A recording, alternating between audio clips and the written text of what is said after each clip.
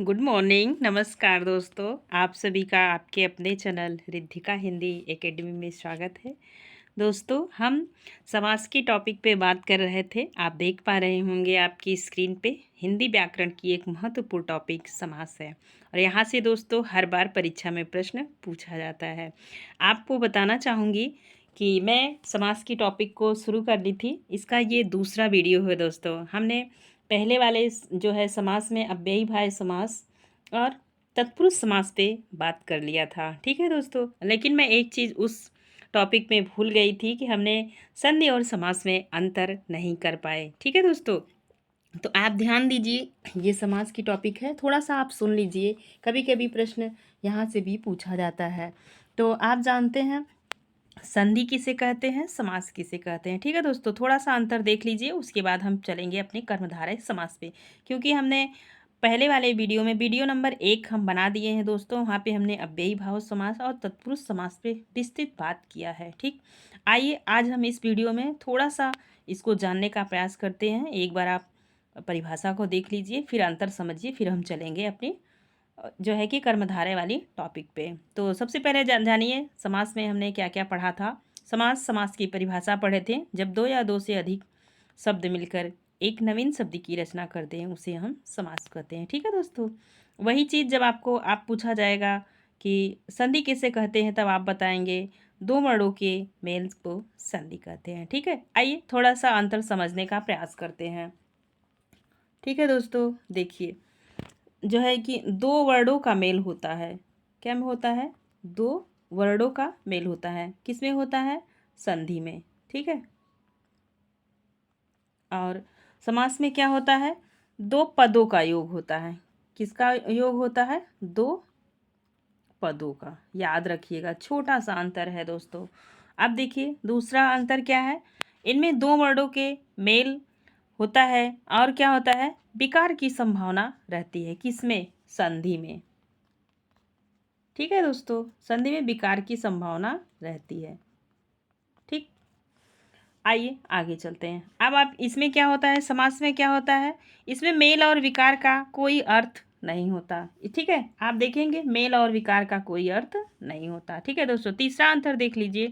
संधि को विभाजित करने को विच्छेद कहते हैं और समास को क्या कहते हैं? विग्रह। ठीक दोस्तों, चौथा अंतर है हिंदी में संधि तत्सम पदों में होती है। ठीक है, समास क्या होता है? ये संस्कृत में भी होगा, तत्सम में भी होगा, हिंदी में भी होगा, उर्दू में भी, हर प्रकार के पदों में समास होता है। उम्मीद करती हूँ कि आपको हमारा प्रयास अच्छा लगेगा दोस्तों। ठीक है, और हमने अव्ययी भाव समास में पढ़ लिया था, अव्यय किसे कहते हैं। ठीक, इसके बाद हमने जो है कि तत्पुरुष समास के 6 भेदों पे बात किया था। आप यदि इस वीडियो को देख रहे हैं तो मैं आपसे रिक्वेस्ट करना चाहूँगी कि आप समास की पहली वीडियो अवश्य देखें दोस्तों। ठीक है, उसके बाद अब चलिए कर्मधारय समास पे। ठीक है, देख लीजिए हम कहाँ तक बात कर लिए थे दोस्तों। देखिए आप देख पा रहे होंगे समास की परिभाषा, समास विग्रह, समास के भेद, 6 भेद थे दोस्तों, इस पे हम बात कर लिए थे। और बहुत ढेर सारे उदाहरण पे हम बात करते हुए और हम कहाँ पहुँच गए थे, हम करण तत्पुरुष को देखिए, इतने सारे उदाहरण पे हम बात करते हुए और फिर हमने जो है कि सारी आप देखेंगे ना संबंध तत्पुरुष तक बात करते हुए हम आ गए थे, अधिकरण तत्पुरुष भी हमने बात कर लिया था। ठीक है, और फिर हम कहाँ पहुँचे थे? तत्पुरुष समास के भेद पे। 3 प्रकार होता है। हाँ दोस्तों, मैं आपको बताना चाहूँगी कि ये तत्पुरुष समास के 3 भेद अभी तक हिंदी वाले टीचर नहीं पढ़ाएंगे। आप यूट्यूब पे कहीं भी देख लीजिए। ठीक है दोस्तों, यदि आपको विश्वास नहीं हो तो आप अन्य चैनलों पे विजिट कीजिए और देखिए क्या ये तीनों समास आपको पढ़ाए गए हैं। यदि पढ़ाया गया होगा तो आप हमें कमेंट करके बताइएगा और चैनल का नाम भी बताइएगा दोस्तों। ठीक, आइए चलते हैं आगे। चलिए, उपपद हम पढ़ लिए थे, नए तत्पुरुष पढ़ लिए थे। अब हम यहीं से आज की टॉपिक शुरू करेंगे दोस्तों। ठीक है, हम पढ़ेंगे कर्मधारय समास। ठीक, कर्मधारय समास में क्या होता है कि आप सभी जानते हैं विशेषण विशिष्य का उपयोग होता है, फिर उपमेय उपमान का। ऐसे एक छोटा कॉन्सेप्ट रखिए कि कर्मधारय समास में विशेषण विशेष, उपमेय और उपमान से मिलकर ये समास बनती है। ठीक है, और आपने अलंकार पढ़ रखा है। ठीक, अलंकार के हम 2 वीडियो बनाए हैं दोस्तों। यदि आप अलंकार का टॉपिक नहीं पढ़े हैं तो आप बहुत अच्छे से उपमेय, उपमान, विशेषण विशेष्य को वहाँ से जाके देख लीजिए। आइए देखिए, कर्मधारय का उत्तर पद प्रधान होता है। पद से भी प्रश्न बनता है दोस्तों। आप देखेंगे अव्ययी भव समास का कौन सा पद प्रधान होता है, तो पहला पद प्रधान होता है। वही जब आप जाएंगे तत्पुरुष समास में, तो इसका क्या होगा, पहला पद गौण होता है, अंतिम पद प्रधान होता है। जब आप कर्मधारय समास में आएंगे तो आपने फिर देखा कर्मधारय समास का उत्तर पद प्रधान होता है, ठीक है, और द्वंद्व का दोनों पद प्रधान होता है। और आप आगे बढ़ेंगे, जब आप अपना अगला समास देखेंगे बहुव्रीहि, जिसमें दोनों पद अप्रधान होते हैं, कोई तीसरा पद प्रधान होता है दोस्तों, ठीक है। आइए चलिए, आप देखिए कर्मधारय समास के उत्तर पद प्रधान होते हैं। इनमें विशेषण विशेष उपमेय उपमान, ठीक, आप अलंकार पढ़ेंगे उपमेय उपमान को अच्छे से समझ पाएंगे, और कर्मधारय समास मिलकर बनते हैं, ठीक है। आइए आप उदाहरण को देखिए। उदाहरण को देखते हुए बहुत सारे उदाहरण हम लिए हैं दोस्तों, हमारे पीडीएफ में बहुत सारा उदाहरण है। यदि आपको पीडीएफ चाहिएगा तो आप कमेंट कीजिएगा, हम ये पीडीएफ आपको उपलब्ध करवा देंगे, ठीक है। देखिए, नील गगन, नीला है जो गगन, चंद्रमुख, चंद्र जैसा मुख, चंद्रमा के जैसा मुख है। पीतांबर, पीत है जो अंबर मतलब पीला वस्त्र। महात्मा, महान है जो आत्मा। लाल मणि, लाल है जो मणि। महादेव, महान है जो देव। देहलता, रूपी लता, ठीक है। आइए आगे चलते हैं। देखिए, और आप देखने का प्रयास कीजिएगा। नव युवक, नव है जो युवक। अधमरा, आधा है जो मरा। प्राण प्रिया, प्राणों से प्रिय। श्याम सुंदर, श्याम है जो सुंदर, ठीक है। नीलकंठ, नील है जो कंठ। आप देख रहे हैं नीलकंठ, नील है जो, ठीक। महान पुरुष, महान है जो पुरुष। नर सिंह, नर है जो, नर में सिंह के समान, ठीक है। कनकलता, कनक सी लता, ठीक, सी का प्रयोग हुआ है। नीलकमल, नीला है जो कमल। आइए आगे चलिए और देखने का प्रयास कीजिए। परमानंद, परम है जो आनंद, ठीक है दोस्तों, परम है जो आनंद। आइए आगे चलते हैं, ठीक। देखिए, अब हम देखेंगे कर्मधारय समास के भेद। कर्मधारय समास के भेद भी आप टीजीटी पीजीटी का परीक्षा देंगे तो यहाँ पूछा जाएगा, आपको छोटी परीक्षाओं में नहीं पूछा जाएगा दोस्तों, यहाँ से प्रश्न आपसे नहीं पूछा जाएगा। जब आप बड़ी परीक्षा देंगे आपसे प्रश्न पूछा जाएगा, ठीक है। पहला देखिए, विशेषण पूर्व पद कर्मधारय समास, फिर विशेष्य पूर्व पद कर्मधारय समास, और विशेषणों भय पद कर्मधारय समास, अविशेषणों भय पद कर्मधारय समास, ठीक है। आइए आगे चलिए, देख रहे हैं विशेषणों भय पद कर्मधारय समास, थोड़ा सा बारीक सा अंतर है दोस्तों, जब आप ध्यान देंगे तभी। और विशेषणों विशेष्यो भय पद कर्मधारय समास। अब चलिए इन चारों पे बात कर लेते हैं, फटाफट बात करेंगे। विशेषण पूर्व पद मतलब विशेषण से पहले का पद, ठीक है, जहाँ पर विशेषण पद प्रधान होता है, विशेषणों पूर्व पद प्रधान समास होती है, ठीक। आइए आगे चलते हैं। जैसे देखिए, नीली गाय, नील गाय। पीत अंबर, पीतांबर। प्रिय सखा, प्रिय सखा, ठीक है। अब देखिए आगे चलिए, विशेषण विशेष्य पूर्व पद कर्मधारय। विशेषण विशेष आप पढ़ चुके हैं दोस्तों, तो यहाँ पे समझाने की कोई बात नहीं है, ठीक। देखिए, इनमें पहला पद विशेष्य होता है, मतलब विशेष जिससे दूसरे की उपमा दी जाती है, ठीक है। इस प्रकार के समासिक पद ज़्यादातर संस्कृत में मिलते हैं। कहाँ मिलते हैं, संस्कृत में। देखिए, आप देख रहे हैं कुमारी श्रमणा, तो कुमार श्रमणा क्या हो गया, कुमार श्रमणा, ठीक है दोस्तों। आगे चलिए, विशेषणों भयपद समास, ठीक। विशेषणों भयपद समास मतलब यहाँ पे विशेषण विशेष की बात हो रही थी, अब विशेषणों भयपद मतलब उभय पद, उसका जो दोनों पद है उसकी उभय पद कौन सा पद बनेगा। देखिए, यहाँ पे देख रहे हैं योजक चिन्ह का प्रयोग किया गया है, नील पीत, ठीक। तो सुनी अनसुनी, तो यहाँ क्या हो गया, अनसुनी कहानी या तो अनकहनी, मतलब जो न कहा गया हो, ठीक है। आइए आगे चलिए, देखिए, विशेष्यो भयपद, विशेषण विशेष्य आप पढ़ रहे थे, ये विशेष्यो भयपद कर्मधारय समास। इनमें दोनों पद विशेष्य होते हैं। क्या होते हैं, दोनों पद विशेष्य होते हैं। आम गाछ, वायस दंपत्ति, ठीक है, दोनों पद क्या हैं, समान है। दंपत्ति का मतलब होता है दो लोगों की, पति पत्नी के रिश्ते को दंपत्ति कहते हैं। कर्मधारय समास के उपभेद, अब देखिए आप उपभेद में देख लीजिए, यहाँ से प्रश्न बनेंगे परीक्षा में, ठीक है, ध्यान दीजिएगा। उपमान कर्मधारय समास, उपमति कर्मधारय समास, रूप कर्मधारय समास। हमें उम्मीद करते हैं दोस्तों इस तरीके से समास अभी तक आपको नहीं पढ़ाया गया, क्योंकि कोचिंग में भी बस 6 प्रकार पढ़ा दिए, इनकी परिभाषा दे दिए, उदाहरण दीजिए, पर हो गया। ठीक है दोस्तों, नहीं, यहाँ पे हम अच्छे से समास को जानेंगे। ठीक, देखिए हम थोड़ा सा स्क्रीन को छोटा करते हैं, फिर देखते हैं। इनमें उपमान, देखिए इनमें उपमान, एक मिनट, इनमें उपमान वाचक पद का उपमेय वाचक पद के साथ समान होता है। उपमान और उपमेय, ठीक है। उपमान जिसे हम उपमा देते हैं, उपमेय जो स्वयं होती है, ठीक है। जैसे राधा की आँख क्या है, कमल के समान है, तो राधा क्या है, रियल है, और उनकी आँख की जो उपमा दी जा रही वो क्या है, कमल है। ठीक है, आप समझिए ऐसे उदाहरण के माध्यम से। तो इसमें बता रहे हैं इनमें उपमान वाचक पद का उपमेय वाचक पद के साथ समास होता है। किसके साथ समास होता है, उपमान का उपमेय पद के साथ। इन दोनों के बीच में ईव, यहीं से आप पकड़ने का प्रयास करेंगे दोस्तों। ठीक है, एक बार फिर से देखिए, ईव या जैसा अव्यय का लोप हो जाता है। ईव या जैसा, किसका, ईव या जैसे का आप अपनी डायरी में नोट डाउन कीजिएगा दोस्तों। ठीक है, और दोनों पद चूका एक ही कर्ता विभक्ति वचन और लिंग के होते हैं। क्या होते हैं, दोनों पद, ठीक है, दोनों पद चूंकि एक ही कर्ता विभक्ति वचन लिंग के होते हैं, इसलिए समस्त पद कर्मधारय लक्षण का होता है। ठीक है, उपकर्मधारय समास कहते हैं। एक बार वीडियो को आप पॉज करके स्क्रीनशॉट लेके इसे नोट डाउन कीजिएगा दोस्तों। ठीक है, आइए आगे चलते हैं। उपमति कर्मधारय समास, यह समास उपमान कर्मधारय का उल्टा होता है। क्या होता है, उपमान का उल्टा होता है। ठीक है, ध्यान दीजिए, यह समास उपमान कर्मधारय का उल्टा होता है। इस समास में उपमेय पहला पद होता है, उपमान दूसरा पद।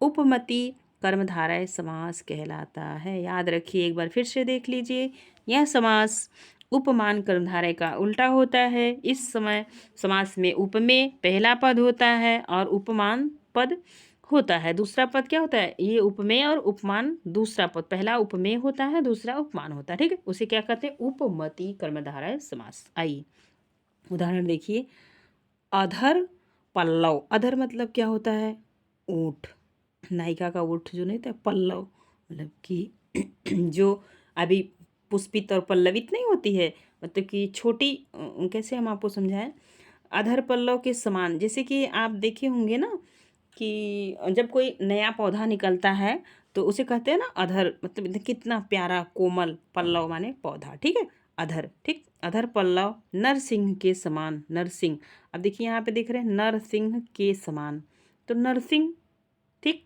ऐसे यहाँ अधर पल्लव मतलब अधर, अधर माने ऊँट होता है। ठीक है, आइए आगे चलते हैं। देखिए, रूप कर्मधारय समास,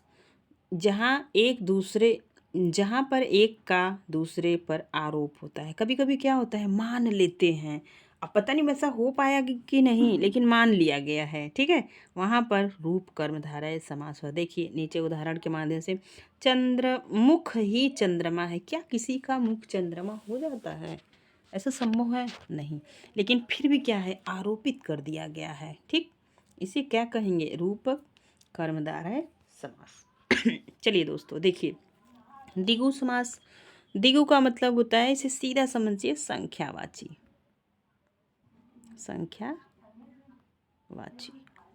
ठीक है दोस्तों, देखिए इस समास में पूर्व पद संख्यावाचक होता है और कभी कभी उत्तर पद भी संख्यावाचक होता है। ठीक है, होता हुआ देखा जा सकता है, संभावनाएं हैं। इस समास में प्रयुक्त संख्या किसी समूह को दर्शाती है, किसी अर्थ को नहीं, समूह को दर्शाएगी। याद रखिएगा, अर्थ को नहीं, इससे समूह और समाहार का बोध होता है, द्विगु समास कहते हैं। ठीक, अभी आप उदाहरण से बहुत अच्छे से समझ जाएंगे दोस्तों। देखिए द्विगु समास के उदाहरण। ठीक है, अब आप देखिए, दोपहर, दोपहर, पहर का मतलब होता है जो समय को बांटा जाता है ना, शाम सुबह का समय, फिर उसके बाद थोड़ा सा 12 बजेगा तो दोपहर बोलेंगे, फिर गोधूली बोलेंगे, उसके बाद रात को बोलेंगे। तो वही दोपहर मतलब दो भाग में समय को बांटा गया है, उसे क्या कहेंगे? दोपहर। मतलब उसी के बाद एक सुबह वाला हो गया, एक शाम वाला, बीच वाले को दोपहर कहते हैं। ठीक है, आइए आगे चलते हैं। देखिए त्रिवेणी, त्रिवेणी आप जानते हैं, 3 वेणियों का समूह। ठीक है, यही त्रिनेत्र हो जाएगा दोस्तों। यहीं पे क्या हो जाएगा? त्रिनेत्र। क्या होगा? त्रिनेत्र हो जाएगा। तो वो कौन सा समास हो जाएगा? वो हो जाएगा आपका बहुव्रीहि समास। ठीक है, वो त्रिनेत्र शंकर जी से जोड़ दिया जाता है, लेकिन यहाँ पे त्रिवेणी दिया है दोस्तों, यही आपको समझने की बहुत ज़्यादा ज़रूरत है। देखिए त्रिवेणी, 3 वेड़ियों का समूह, समूह और समाहार होगा तो क्या होगा? द्विगु होगा। पंचतंत्र, 5 तंत्रों का समूह। त्रिलोक, 3 लोकों का समाहार, जहाँ पे 3 लोक मिलते हैं, पृथ्वी चंद्रमा आसमान। ठीक है, सूर्य चंद्रमा पृथ्वी, ये क्या हो गए? त्रिलोक हो गए। देखिए अब ध्यान से, शताब्दी, 100 अब्दों का समूह, ये शताब्दी है। पसेरी, 5 शेरों का समूह, अभी ये मंडी उंडी में जो भी जाता होगा दोस्तों उसे पता होगा। सतसई, 700 पदों का समूह, बिहारी सतसई है। क्या है? बिहारी की सतसई है। इसमें भी वो है, थोड़ा आफत है, कहीं कहीं 713 होता है, कहीं कहीं 717। ठीक है दोस्तों, देखिए 717, तो किसी के अनुसार 13 है, किसी के अनुसार 17। तो यहाँ पे हम इस चीज़ का बहुत ज़्यादा ध्यान नहीं देंगे, हम चलेंगे अपने जो है कि समास पे। पसेरी, 5 शेरों के पसेरी, ये मंडी में होती है। सतसई, 700 दोहों का समूह। चौगुनी, 4 गुनी। ठीक है, त्रिभुज, 3 भुजाओं का समाहार, ऐसे जो बनता है ट्रायंगल। ठीक है दोस्तों, आइए आगे चलते हैं। देखिए चौमासा, 4 मासों का समूह। ठीक, नवरात्र, 9 रात्रों का समूह, जैसे नवरात्र। अठन्नी, 8 आनों का समूह। सप्तऋषि, 7 ऋषियों का समूह। त्रिकोण, 3 कोणों का समाहार। सप्ताह, 7 दिनों का समूह। जहाँ पे अब संख्यावाची बोध होगा दोस्तों और समाहार होगा, वहाँ पे कौन सी समास होगी? द्विगु समास। द्विगु समास के भेद देखिए, द्विगु समास के भेद, यहीं से मिस्टेक शुरू हो जाता है। ठीक है, वैसे द्विगु समास को आप जानते होंगे कि द्विगु समास में पहला पद संख्यावाची होता है और समूह का बोध होता है। ठीक है, अब ध्यान दीजिए, द्विगु समास के भेद देखिए। समाहार द्विगु क्या होता है? जहाँ पे मिलके बनता है। देखिए समाहार का मतलब होता है समुदाय, इकट्ठा होना, समेटना, समाहार द्विगु। ठीक है, आप ध्यान दीजिए। समुदाय मतलब जहाँ सभी का मुंह एक तरफ हो, जैसे कोई मोहल्ला टोली होती है ना, ये फला समुदाय के लोग रहते हैं। आप देखे होंगे बस्तियां जो होती हैं तो लोग उन्हें समुदाय कहते हैं, ये इस समुदाय के हैं, ये क्रिश्चियन समुदाय के हैं। इकट्ठा होना मतलब जहाँ पे बहुत सारे लोग को इकट्ठा कर दिया जाए। ठीक है, वहाँ भी क्या होगा? समाहार हो जाएगा, बहुत सब लोग मिलके एक हो जाएंगे। और समेटना, समेटना भी आप जानते होंगे, बहुत सारी चीज़ को हम समेट के बैग में बंद कर देते हैं, वहाँ भी समूह हो जाता है, सारी बिखरी हुई चीज़ को हम एक जगह कर देते हैं। ठीक है दोस्तों, आइए आगे चलते हैं। अब हम देखेंगे उदाहरण के माध्यम से। 3 लोकों का समाहार तिलोक हो गया। 5 वटों का समाहार पंचवटी, वटु माने वृक्ष होता है। 3 भुवनों का समूह त्रिभुवन होता है। ठीक है, आइए आगे चलते हैं। उत्तर पद देखिए, उत्तर पद प्रधान द्विगु समास। द्विगु समास में उत्तर पद प्रधान द्विगु समास भी होता है दोस्तों। आइए आगे चलते हैं। देखिए उत्तर उत्तर पद प्रधान द्विगु समास 2 प्रकार के होते हैं, जैसे बेटा या फिर उत्पन्न के अर्थ में। देखिए 2 माँ, 2 माता, 2 सूतों के मेल को दुसूती। ठीक है, आप जानते होंगे जहाँ पे 2 सूत मेल बनाए तो दुसूती उसे कहते हैं। देखिए ध्यान दीजिए, जहाँ पर सच में उत्तर पद पर जोर दिया जाता है, जैसे 5 प्रमाण, पंच प्रमाण, 5 हत्थड़, 5 हत्थड़। ठीक है, अब देखिए, अब हम चलेंगे द्विगु से द्वंद्व की तरफ। द्वंद्व का मतलब होता है, ठीक है दोस्तों, द्वंद्व का मतलब क्या होता है बताइए आप लोग? द्वंद्व मतलब जहाँ पे युद्ध जैसा माहौल हो। ठीक है, अब देखिए परिभाषा देखने का प्रयास कीजिएगा। द्वंद्व समाहार समास में दो पद प्रधान होते हैं, जैसे माता पिता। इनमें किसी भी पद का गौण, कोई भी पद गौण नहीं होता, दोनों पद प्रधान होते। ये दोनों पद प्रधान होते, पद क्या होते, एक दूसरे पद के विलोम होते हैं, लेकिन हमेशा नहीं होते दोस्तों। इस चीज़ का, इसे आप नोट डाउन कीजिएगा। ठीक है, इसका विग्रह करने पर और अथवा या का प्रयोग होता है, उसे क्या कहते हैं, द्वंद्व समास। और या का प्रयोग याद रखिएगा, ये तीनों चीज़ आप याद रखेंगे। योजक तो आप याद रखेंगे, योजक तो लगेगा, लेकिन अथवा लगेगा, या लगेगा, एवं लगेगा। ठीक है, आइए उदाहरण देखिए, आप बहुत अच्छे से समझ जाएंगे। आप पढ़े भी होंगे दोस्तों, जरूरी नहीं आप पहली बार पढ़ रहे हैं, बस फटाफट देखने का प्रयास कीजिए। पाप पुण्य, पाप और पुण्य, राधा और कृष्ण, अन्न जल, नर नारी, दोष गुण, देश विदेश, अमीर गरीब, नाली नदी नाले, धन दौलत। ठीक है, अभी आपने देखा सब में और लगा है, क्या लगा है, और अभी या वाला देख लीजिए। ठीक है, देखिए देखिए आप फटाफट, दुख सुख, आगे पीछे, ऊंच नीच, आग पानी, मार पीट, राजा प्रजा। देखिए वही बोला ना, ये जरूरी है कि लगा ही हो। देखिए मारपीट में आप देख रहे हैं और नहीं लगा है। ठीक, राजा और प्रजा। ठीक है, ठंडा या गर्म, माता और पिता। ठीक, अब देखिए द्वंद्व समास के प्रकार। द्वंद्व समास तीन प्रकार की होती है, तीनों को देख लीजिए। इतरेतर द्वंद्व, ठीक है, और समाहार द्वंद्व, इतरेतर द्वंद्व, वैकल्पिक द्वंद्व। वैकल्पिक द्वंद्व में जैसे और या का प्रयोग आपको मिलेगा। ठीक है, इतरेतर द्वंद्व में जैसे कहते हैं ना रोटी ओटी, अब रोटी का तो कोई मतलब है, ओटी का कोई मतलब नहीं है, तो यहाँ पे इतरेतर द्वंद्व होगा।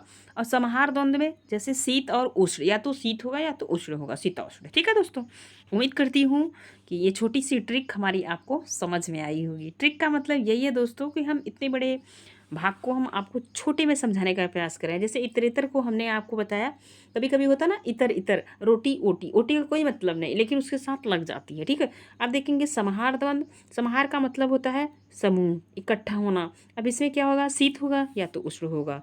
ठीक है, समाहार में या और का प्रयोग होता है, वैकल्पिक में शीत होगा चाहे उष्ण होगा। आइए अब तीनों को हम देखने का प्रयास करते हैं। ठीक है, चलिए इतरेतर द्वंद्व, द्वंद्व को देखिए आप, इतरेतर द्वंद्व है, इतर इतर द्वंद्व। देखिए वे द्वंद्व जिसमें शब्द से भी पद जुड़े होते हैं, ठीक है, और अलग अस्तित्व रखते हों, उसे इतरेतर समास कहते हैं। इस समास के जो पद बनते हैं वो हमेशा बहुवचन में प्रयोग किए जाते हैं, दो या दो से अधिक। ठीक है, आइए अब आप देखिए, आप देखेंगे आप खुद ही समझ जाएंगे।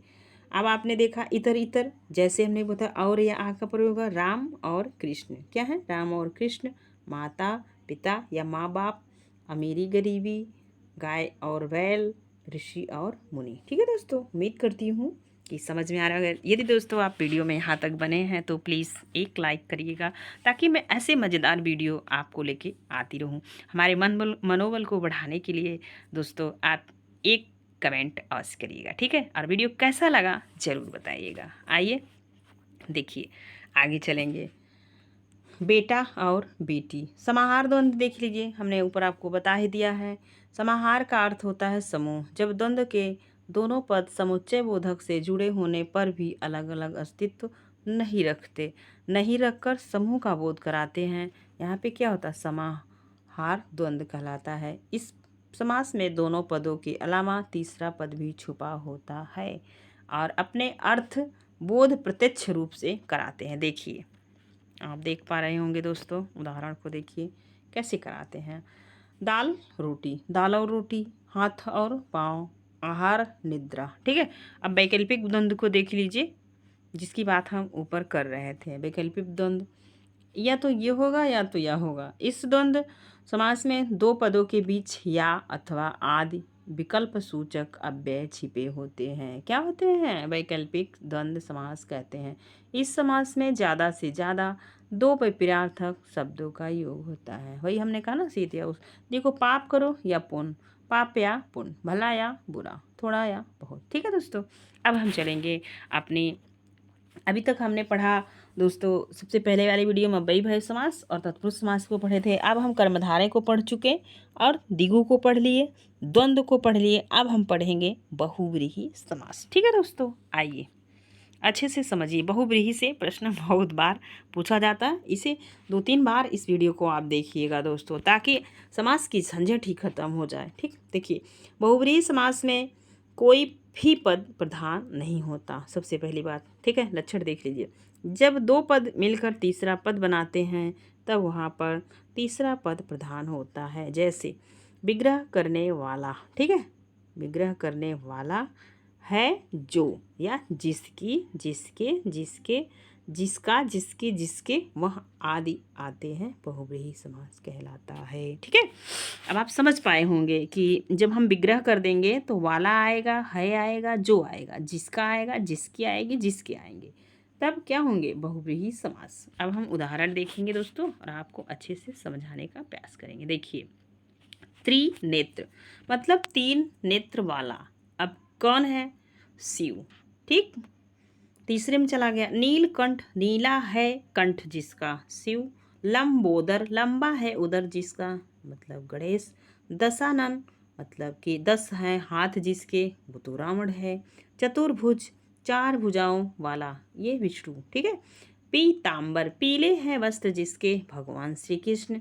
चक्रधर, चक्र को धारण करने वाला, चक्र को कौन धारण करता है, विष्णु। चक्र, बीड़ा पाणी, बीड़ा है जिसके हाथ में, मतलब सरस्वती जी।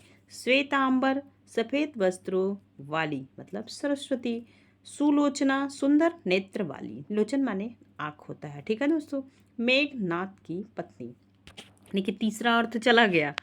अब देखिए आप, ठीक है, देखिए दुरात्मा, बुरी आत्मा। अभी आप सुलोचना का पढ़ लिए दोस्तों। अब देखिए दुरात्मा, बुरी आत्मा वाला अर्थात दुष्ट। अब देखिए घनश्याम, घन के समान है जो, तो सांवला कौन है, श्री कृष्ण। मृत्युंजय, मृत्यु को जीतने वाला, मतलब भगवान शिव। निशाचर, निशा में विचरण करने वाला। अभी आप इसको नहीं समझ पाएंगे तो फिर से समझ लीजिए। निशा माने होता है रात, रात में कौन विचरण करता है, राक्षस। ये नहीं दोस्तों आप कोई रात में विचरण करे आपके पड़ोसी तो आप उसे राक्षस बुलाएं, ऐसा कुछ नहीं है। ठीक है दोस्तों, आइए। गिरिधर, गिरि को धारण करने वाला, गिरि माने होता है पर्वत। क्या होता है, तो पर्वत को कौन धारण किया था, भगवान श्री कृष्ण। ठीक, देखिए आगे। पंकज, पंख माने कीचड़ होता है, और पंख में कौन जन्म लेता है, कीचड़ में, कमल। पंख में जो पैदा हुआ, कमल। ठीक है। त्रिलोचन, 3 है लोचन जिसके, अर्थात शिव। विषधर, विष को धारण करने वाला, कौन धारण करता है, सर्प। ठीक है दोस्तों, अब हम चलेंगे आपको आगे बताएंगे कि बहुव्रीहि समास के कितने प्रकार होते हैं। तो याद रखिएगा दोस्तों, ये प्रश्न आपको संस्कृत में पूछा जा सकता है। ठीक, यदि आप यूपी टेट का परीक्षा दे रहे हैं, प्राइमरी जूनियर का, तो उम्मीद करेंगे हम कि आप हिंदी के साथ संस्कृत भी लेंगे। नहीं लेंगे तो आप इंग्लिश पढ़िएगा, लेकिन हिंदी को यहाँ पे पढ़ते हैं। ठीक है, आइए देखिए अब आपसे भेद का मतलब प्रकार यहाँ पे देखिए कंप्लीट बता दिया है दोस्तों। ठीक, समानाधिकरण बहुव्रीहि समास, व्याधिकरण बहुव्रीहि समास, तुल्य योग बहुव्रीहि, व्यतिहार बहुव्रीहि, प्रादि बहुव्रीहि समास। अब हम पढ़ेंगे समानाधिकरण बहुव्रीहि समास। ठीक है दोस्तों, आइए चलते हैं। देखिए इनमें सभी पद कर्ता कारक की विभक्ति के होते हैं, लेकिन समस्त पद के द्वारा जो अन्य उक्त होता है वो क्या होता है, वो कर्म, करण, संप्रदाय, अपादान, संबंध, अधिकरण आदि विभक्तियों में भी उक्त होता है, मतलब बोला जाता है। उसे क्या कहेंगे, समान अधिकरण तत्पुरुष। ठीक है दोस्तों, आइए आगे चलते हैं और आप उदाहरण के माध्यम से अच्छे से समझ पाएंगे। प्राप्त के उदक, जिसको प्राप्तोदक कहते हैं। जीत गई इंद्रियां, जितेंद्रियां। अनेक शब्दों के लिए एक शब्द यही से बनता है दोस्तों, ध्यान से पढ़िएगा, 2 टॉपिक तैयार होगी। दत्त है जिस, दत्त है भोजन जिसकी, तो क्या कहेंगे, दत्त भोजन। निर्गत है धन जिससे, निर्धन। ने है नाम जिसका, नेक नाम। 7 है खंड जिसके, सतखंड। ठीक है दोस्तों, अब देखिए आइए आगे चलते हैं।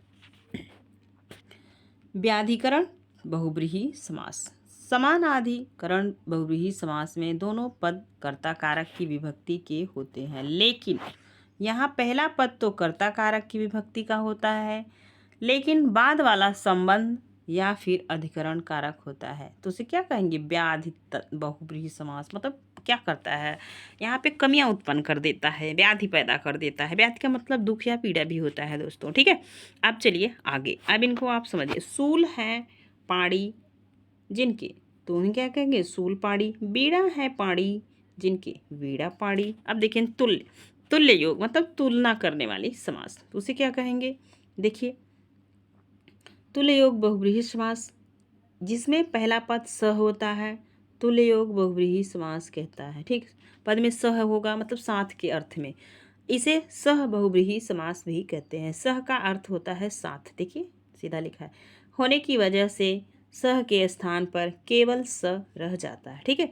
इस समास में इस बात पर ध्यान दिया जाता है कि विग्रह करते समय दूसरा वाला शब्द प्रतीत हो वो समास पहला हो जाता है, ठीक है। अब आप उदाहरण देखिए, अच्छे से समझ पाएंगे।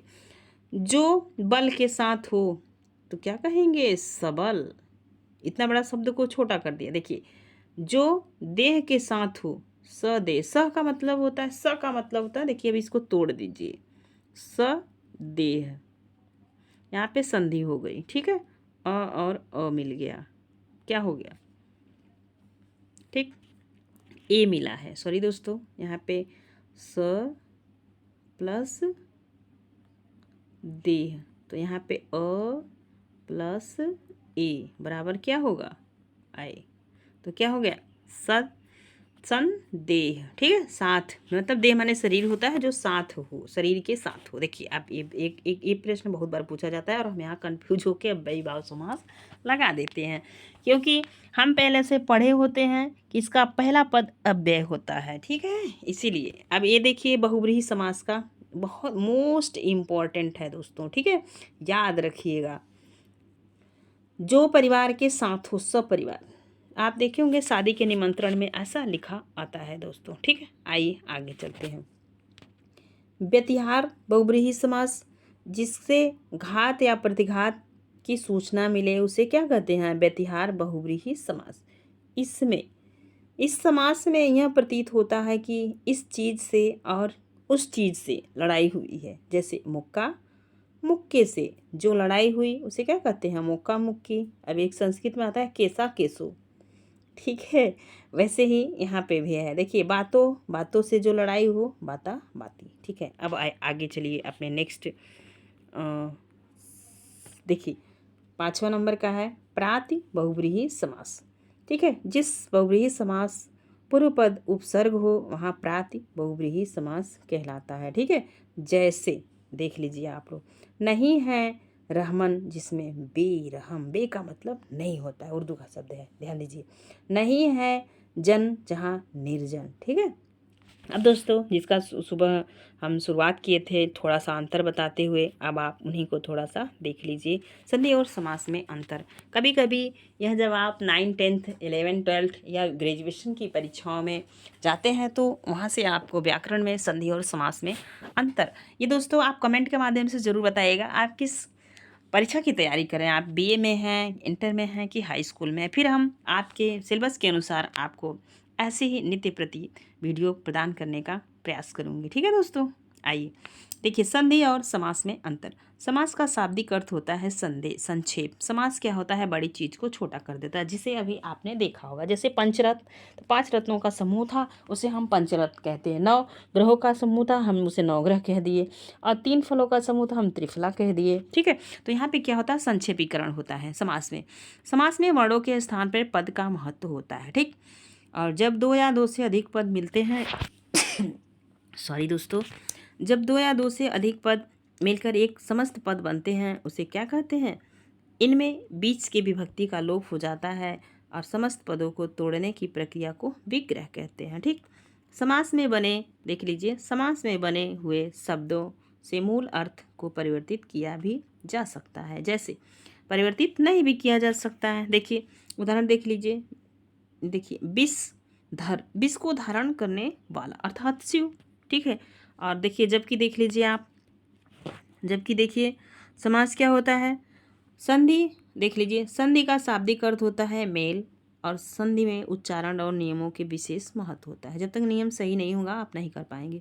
दो वर्णों होते हैं, इनमें कहीं पर एक तो कहीं पर दोनों वर्णों में परिवर्तन हो जाता है और कहीं पर तीसरा वर्ण भी आ जाता है। ठीक है, संधि किए हुए शब्दों को तोड़ने की क्रिया को विच्छेद कहते हैं। संधि में जिन शब्दों का योग होता है उनका मूल अर्थ नहीं बदलता। ठीक है, आइए दोस्तों देखिए, अब हम थोड़ा सा जो जो हमारे डाउटफुल समास और संधियां हैं उसमें हमने अंतर कर लिया। अब हम दो समास जो मिलते जुलते हैं उनमें थोड़ा सा उसको देखने का प्रयास करेंगे और आप कंफर्म हो जाएंगे कि ऐसी समास आपने कभी नहीं पढ़ी है दोस्तों। ठीक है, देखिए द्विगु समास में पहला पद संख्यावाची वाचक विशेषण होता है द्विगु में, आप जानते हैं। और बहुब्रीहि में क्या होता है, अब आप जब देखेंगे ना द्विगु समास में पहला पद संख्यावाचक होता है और विशेषण होता है, उसकी विशेषता बतलाता है। ठीक है, देखिए और दूसरा विशेष्य होता है, जबकि बहुब्रीहि समास में समस्त पद विशेषण होते हैं, विशेष्य नहीं होता दोस्तों। ये छोटा सा अंतर है। ठीक है, समझते हुए आप अब आइए उदाहरण के माध्यम से समझिए। चतुर्भुज, दोनों शब्द सेम लिखे हैं लेकिन अर्थ जाएगा। चतुर्भुज चार भुजाओं का समूह, तो ये क्या हो गया, द्विगु हो गया। और चतुर्भुज चार है भुजाएं जिसकी, अब किसकी है चार भुजाएं, आप लोग बताइए फटाक से। यदि आपको पता होगी तो आप दोस्तों जरूर बताएंगे। ठीक है, यदि नहीं पता होगा कमेंट कीजिएगा, इसको हम संशय में रखेंगे दोस्तों। आप बताएंगे चार भुजा किसकी है। चलिए आगे चलते हैं। कर्मधारय समास और बहुव्रीहि समास में अंतर। ठीक है, समास के कुछ उदाहरण हैं जो कर्मधारय बहुव्रीहि समास दोनों में समान रूप से पाए जाते हैं।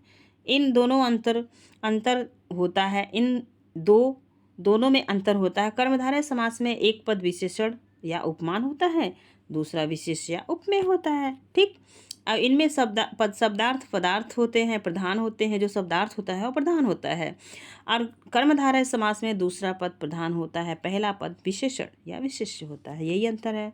ठीक से देखिए, नीलकंठ बहुव्रीहि में क्या होगा, अब ये जो देख लीजिए उदाहरण, नीलकंठ और बहुव्रीहि समास में दो पद मिलकर तीसरा पद की ओर संकेत करते हैं, तीसरा पद प्रधान होता है। अब देखिए, अभी आपने देखा कर्मधारय बहुव्रीहि में अंतर। अब आप थोड़ा सा एक कन्फ्यूजन और दूर कर लीजिए दोस्तों, द्विगु और कर्मधारय में अंतर। यहाँ से भी बड़ी समस्या है, समास आते हुए भी परीक्षा में गलत हो जाता है दोस्तों। जब कोई भी प्रश्न आते हुए गलत होता है तो बड़ा कष्ट होता है। देखिए, द्विगु का पहला पद हमेशा संख्यावाची विशेषण होगा। विशेषण मतलब जो उसकी विशेषता बतलाए। ठीक है, जो दूसरे पद की गिनती बताता है, जबकि कर्मधारय का पद विशेषण होने पर भी संख्यावाची कभी नहीं होता। ठीक है, विशेषण होता है लेकिन संख्यावाची नहीं होता। यह अंतर आप समझिए।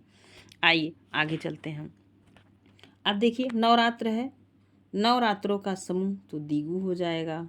जहाँ समूह और समाहार की बात होगी दोस्तों, वहाँ क्या होगा बताइए, वहाँ पे तो द्विगु हो जाएगा। रक्तोत्पल, ये क्या हो गया, एक कर्मधारय हो जाएगा। ठीक है दोस्तों, ठीक है। आइए अब संयोग मूलक समास, अब आप थोड़ा सा और देखिए, गहराई में समास को समझने का प्रयास कीजिए। संयोग मूलक समास को संज्ञा भी कहते हैं। इस समास में दोनों पद संज्ञा होते हैं, अर्थात इसमें दो संज्ञाओं का योग होता है। देखिए ठीक, दो संज्ञा है, जैसे पाप, माँ, पिता, दोनों संज्ञा है। भाई संज्ञा है, बहन संज्ञा है, दिन रात। ठीक है, इसमें क्या होता है कि दो संज्ञाओं का संयोग हो जाता है। ठीक है, आइए आगे चलते हैं। देखिए, आश्रय मूलक समास परीक्षा में पूछा जा सकता है दोस्तों आपसे। आश्रय मूलक समास विशेषण समास भी होता है। यह सब प्रायः कर्मधारय समास होता है। ठीक है, इस समास में प्रथम पद विशेषण होता है, दूसरा पद बलवान होता है। या विशेषण विशेष से विशेषण विशेष आदि द्वारा पदों द्वारा संपन्न होता है। जैसे देखिए, कच्चा केला, शीश महल, घनश्याम, लाल पीला। अब ये आप योजक देख के मार दिए फटाक से द्वंद्व में, तो द्वंद्व में क्या होता है, दोनों प्रधान होते हैं। यहाँ पे क्या है, दोनों अलग अलग है। ठीक है, मौलवी साहब, राज बहादुर। ठीक है, आइए आगे चलते हैं। देखिए, वर्णन मूलक समास। ठीक, वर्णन मूलक समास, इससे वर्णन मूलक समास भी कहते हैं। वर्णन मूलक समास के अंतर्गत बहुव्रीहि अव्ययी भाव समास का निर्माण होता है। इस समास में पहला पद अव्यय होता है, दूसरा पद संख्या होता है, उसे वर्णमूलक समास कहते हैं। ठीक है दोस्तों, देखिए आप इसका उदाहरण देखिए वर्णमूलक समास का। यथाशक्ति क्या है? यथाशक्ति। और प्रति मास, घड़ी भरपेट। ठीक है। और असाध्य, असाध्य मतलब जिसे साधा न जा सके। घड़ी घड़ी मतलब प्रत्येक क्षण। यथाशक्ति शक्ति के अनुसार। प्रतिमास प्रत्येक महीने। ठीक है। तो आज का ये रहा आपका समास का टॉपिक दोस्तों। अभी ये टॉपिक यहीं पे समाप्त होता है और उम्मीद करूँगी ज़रूर, एक आशा भी लगा के रखूँगी कि आप एक कमेंट करेंगे आपको ये वीडियो कैसा लगा और आगे आपको किस टॉपिक पे वीडियो चाहिए दोस्तों, कहाँ पे आपको समस्या होती है, आप कमेंट्स के माध्यम से बताएंगे तो पूरी कोशिश रहेगी कि आपके कमेंट को जो है कि आगे उसी पे काम किया जाए। आज के लिए बस इतना ही, तब तक के लिए अपना ख्याल रखिए, पढ़ाई करते रहिए। जय हिंद, जय भारत। धन्यवाद दोस्तों।